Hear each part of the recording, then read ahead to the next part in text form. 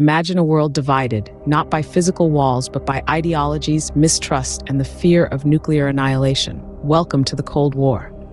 It was a time of high tension and intense rivalry, a geopolitical chess match between the two superpowers of the time, the United States of America and the Union of Soviet Socialist Republics.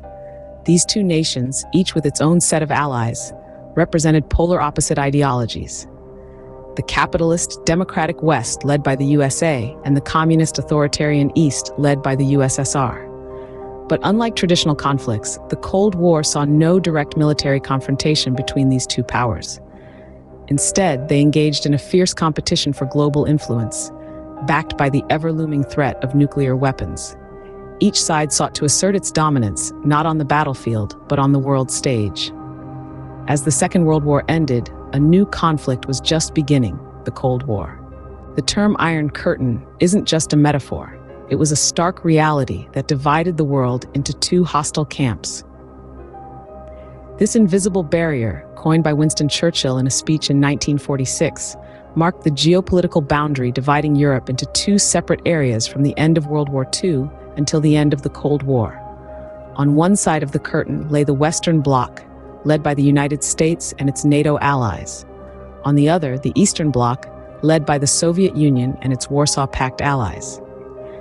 The division was most pronounced in Germany, where the once unified nation was split into West and East, with the city of Berlin itself divided by a tangible manifestation of the Iron Curtain, the Berlin Wall.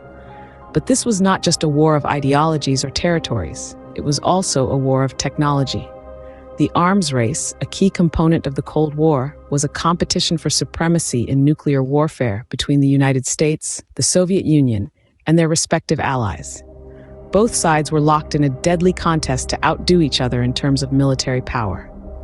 It was a time of fear and uncertainty, as the possibility of nuclear annihilation loomed over the global consciousness. During this period, the world saw the development of weapons of mass destruction, from atomic bombs to hydrogen bombs, with each new technology more destructive than the last. The arms race wasn't limited to nuclear weapons, though. Conventional arms were also stockpiled in vast quantities, further escalating tension and paranoia. The arms race was not just a physical one, but a psychological one too. It shaped policies, guided actions, and influenced international relations. It was a game of chess on a global scale, with each side constantly strategizing, anticipating the other's moves, and trying to maintain the balance of power. As both sides amassed nuclear weapons, the world held its breath. In this global chess game, the superpowers didn't face each other directly, but that didn't mean there was peace. The Cold War, despite its name, was anything but cold in certain parts of the world. The United States and the Soviet Union, while avoiding direct confrontation, waged a series of proxy wars in various corners of the globe. Let's take a journey to Korea in the early 1950s. The Korean War was one of the earliest and most significant proxy wars. It was essentially a battle of ideologies, with the North backed by the Soviet Union and the South supported by the United States. This war set a precedent for future conflicts, where the superpowers would manipulate local conflicts to further their own global agendas. The Vietnam War soon followed, another brutal and divisive conflict where the superpowers flexed their military muscles by proxy. This war, with its infamous guerrilla warfare and civilian casualties, was a stark reminder of the Cold War's far-reaching impact on the world. But the battleground wasn't limited to the Earth alone. The heavens were a new frontier, a stage where the two superpowers could compete without the risk of mutually assured destruction. Welcome to the space race. The Soviet Union leaped ahead initially, launching the first satellite, Sputnik, in 1957, and sending the first human, Yuri Gagarin, into space in 1961. The United States, not to be outdone, set their sights on the moon.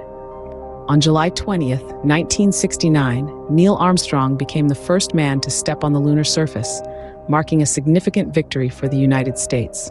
The space race, like the proxy wars, was a competition of ideologies, a demonstration of technological prowess, and a testament to the lengths these superpowers would go to assert their dominance. The race to dominate space was not just about exploration.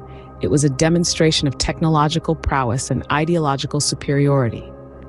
This race and the proxy wars were all part of the grander Cold War narrative, a tale of two superpowers locked in a tense, decades-long standoff. Every winter, no matter how harsh, eventually gives way to spring. The same was true for the Cold War. As tensions began to ease, a policy of détente emerged, with both superpowers seeking to reduce the potential for nuclear war. The 1970s saw a series of agreements that limited nuclear weapons and improved East-West relations. But the real thaw began in the 1980s with the rise of Soviet leader Mikhail Gorbachev. His policies of glasnost, or openness, and perestroika, or restructuring, led to an unprecedented easing of relations. The symbol of the Cold War, the Berlin Wall, came tumbling down in 1989, marking a dramatic end to the division of East and West.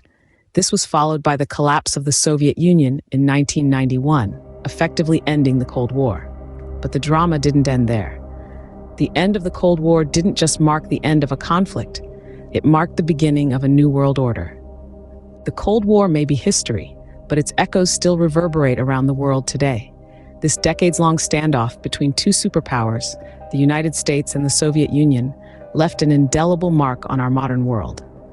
The end of the Cold War did not mean the end of global tensions. Instead, it gave rise to new powers, like China and India, who have taken prominent roles on the international stage. The Cold War's legacy also altered international relations, turning former enemies into allies and vice versa. Global politics, too, continue to be influenced by the Cold War. Ideological divides are still prevalent, with nations often aligning themselves based on the principles of democracy or communism. The arms race and nuclear deterrence strategies of the Cold War era have also left their mark, influencing today's discussions on nuclear disarmament and global security. The Cold War changed the world in ways that still shape our lives today. It's a reminder that even in the absence of war, conflict can have far-reaching consequences.